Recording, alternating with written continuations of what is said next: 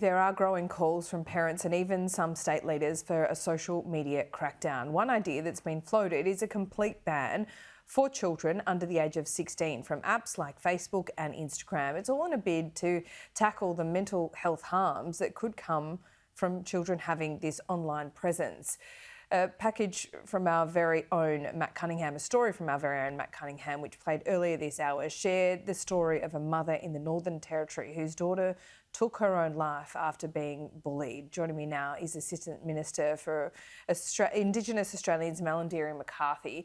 Malarndirri, thanks so much. Matt has really detailed the particularly pervasive effect that social media can have in Indigenous communities. Does it need a special type of response? Yeah, good morning, Laura, and you're correct. Matt certainly has done extensive work on this, and he was certainly with me when I travelled to the Tiwis recently and spoke with children at the Christian school on the Tiwis about this issue. We are very concerned, certainly as the Albanese Labor government, about what is going on with our youth across Australia. And I certainly have read the media articles and the media campaign, and certainly say that's a really good thing to do, because our kids have to be kids, Laura, you know, wherever they are across Australia.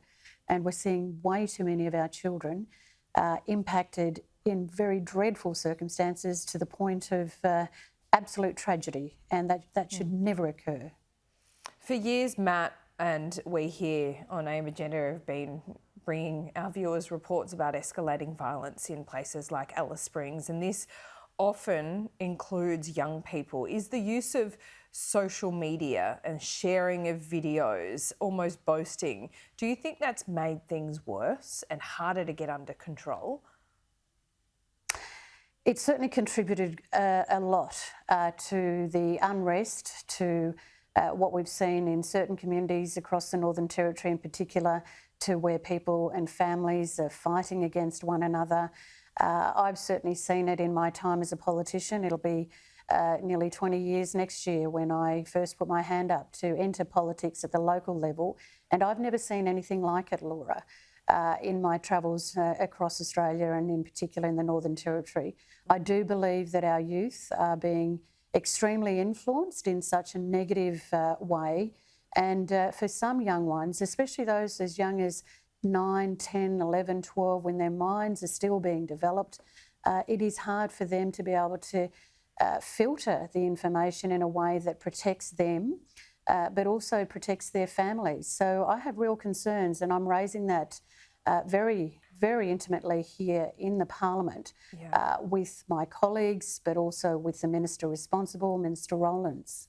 Okay, so this is a priority for you, but also this government and cabinet, because we are talking about it almost every day.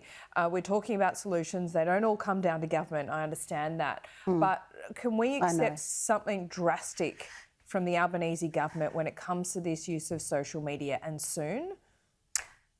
Well, as with all governments, we have to follow due process. And one of the things we're doing with regards to this, Laura, is to be able to have a joint parliamentary committee that will start work on this.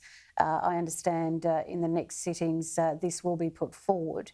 Now, that's at a government level, but you're right, it's not just up to governments. It is up to families, it is up to organisations. Again, if I can speak on a personal level, just in my household, you know, I've raised 6 children. I've got still young ones that I don't want them to have that impact, you know, 9 and 10-year-olds in terms of their use of social media. So we've made a particular decision in our family household about their use. But it also means we as adults, as we sit there with our family, we make sure we're not on social media too, because it's actually about setting an example to our young people as to why they shouldn't be watching on their, you know, Facebook, on their Instagram or TikTok or whatever it is they want to do. They shouldn't be doing that. They certainly shouldn't be doing that when we sit around as a family to talk around dinner. So I think there's lots of things we have to do about this at every angle, and I'm certainly working on it in terms of the Albanese Labor government. Malarndirri, do you get much pushback in your household? Because I reckon there's a lot of parents around the country at the moment good question. saying, do as I say, not as I do so much. Absolutely. Yeah. You're spot on. You're spot on. You know, I have 3 little girls who, they rightly put forward their responses to the way we want to run things. But at the end of the day, they do accept the general rule of the household. That's good. Well, we can all learn from that as well. And you're spot on about the example as well. We can't just tell kids that phones are bad for them, get off their phone, you can't be on it all the time, and then we do the exact opposite. So look, an important conversation, and we really appreciate you being on the show today and also part of Matt's storytelling as well. Appreciate it, Malarndirri. Thanks, Laura.